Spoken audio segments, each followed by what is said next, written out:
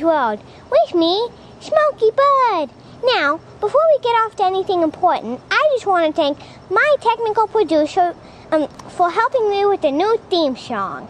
You're welcome, Smokey. Now, today our topic is storytelling. Now, you may think that all stories have to come from a book, right? Wrong. You can tell them too. That's how they used to do it back in the Stone Age. Now, when you are storytelling, you've got to make sure you do it with expression. If you just told a story like this, it would be so boring. You got to use different voices and expression. Like, maybe for a princess, you could do a little voice like this. Or for a duck, you could do a voice like this. That's how you do different voices. Now, if you're in a sad part, act sad. If you're in a happy part, act happy. You know. Now, I know my last guest didn't work out too well, but this time I'm having another one. Hopefully it'll work out better. To tell you a great story, please welcome my big brother and best friend, James.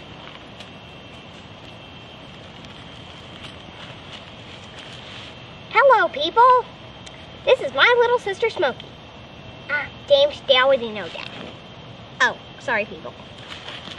Now, this story is called The Legend of How the World Became Light.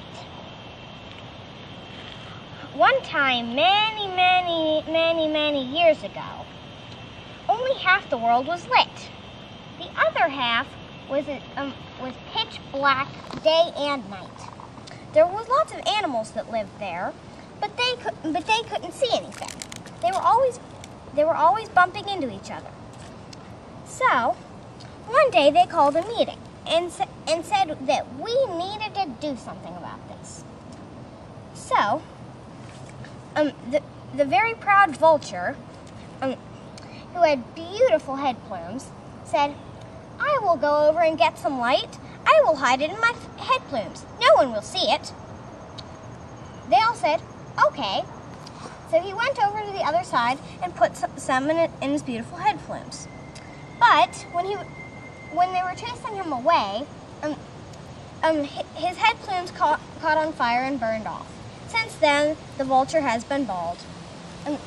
So he came back with nothing. So then the possum volunteered. He said, "I have such a bushy tail. Why don't I go get it?" They said, "All right." So he went over there and hid it in his very bushy tail. But then his tail caught on fire and burned, and all of the hair on his tail burned off. Since then, the possum has had a bald tail. He came back with nothing, very disappointed. Then the littlest animal of all, a tiny cricket, said, "I will go over there." The vulture said, "No, you can't do that. You have no head plumes to hide the light in." The possum said, "And you have no bushy tail to hide it in either." The little cricket said, "But I have a tiny clay pot that I will put it in, and I assure you I will come back with it." So the brave little cricket went over and put just a tiny little bit of the light in the pot and snuck away. When he came back, he opened the pot and all the animals were amazed. It was so dazzling and bright. They had never seen anything like it. They all celebrated, and the little cricket was a hero. That's how the world became light. Thank you for that wonderful story, James. Oh, no problem, Smokey. Hug time. Now I'll sing the goodbye song. Goodbye, goodbye.